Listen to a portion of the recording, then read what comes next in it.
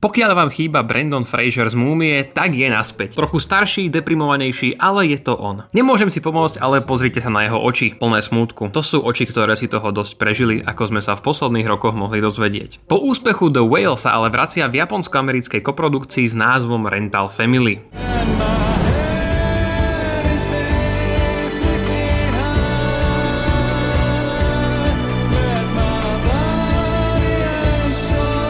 Jeho postava sa volá Filip, herec, ktorý žije v Japonsku už 7 rokov a zúfalo sa snaží nájsť si nejakú podstatnejšiu hereckú rolu. Chodí po rôznych konkurzoch, ale väčšinou neúspešne. Živia ho malé role ako maskot na zubnú pastu v reklame v klasickom japonskom over-the-top štýle.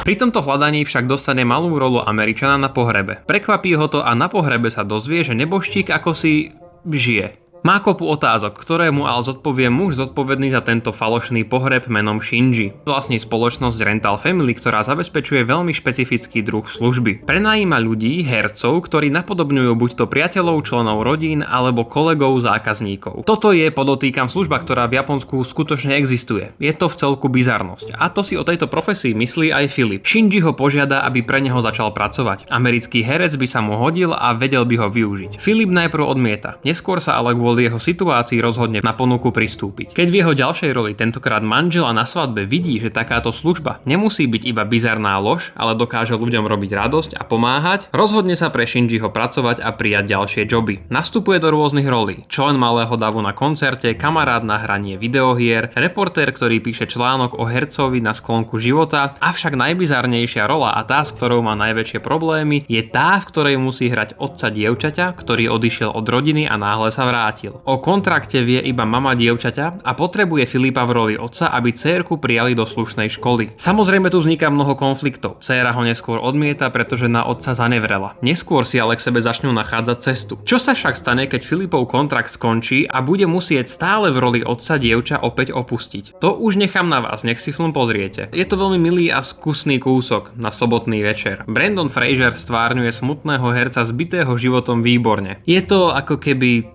vôbec nehral. Vzťahy, ktoré si počas filmu so zákazníkmi buduje, sú hlavnou hviezdou. Zahraje u srdiečka, ako týmto ľuďom pomáha, aj keď v podvedomí mi aj tak vrtalo v hlave, či je morálne sa nad týmto rozplývať, pretože chápete. Áno, stal sa kamarátom toho týpka, pomáha mu upratovať byt a hráva s ním videohry, ale robí to za peniaze. Musím sa zamýšľať nad tým, či to náhodou nepodrýva úprimnosť jeho činov. Pretože áno, stal som sa jeho dobrým kamarátom, ale iba pokiaľ mi za to bude stále platiť.